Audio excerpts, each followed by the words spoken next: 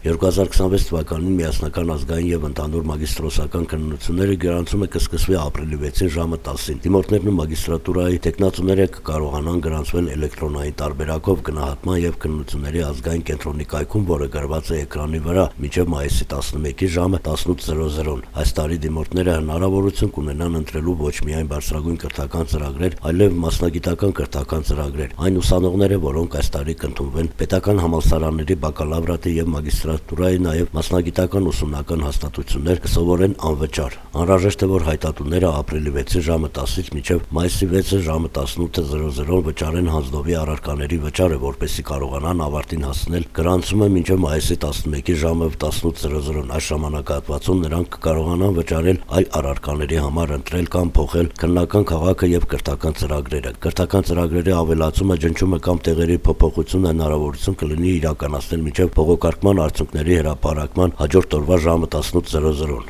Գնահատման եւ քննությունների ազգային կենտրոնը մինչեւ գրանցման սկիզբը կհրապարակի տեղեկատու դիմորդի համար փաստաթուղթը, որը կներառի տեղեկատվություն միասնական ազգային քննությունների վերաբերյալ, այդ թվում կրթական ծրագրերի ցանկը, գրանցման հրահանգները, քննական ընթացակարգը եւ կանոնները։ Գրանցման գործընթացին առնչվող այլ մանրամասներ կհրապարակվեն կենտրոնի պաշտոնական կայքում եւ սոցիալական ցանցում, հայտնել է կրթության նախարարությունը։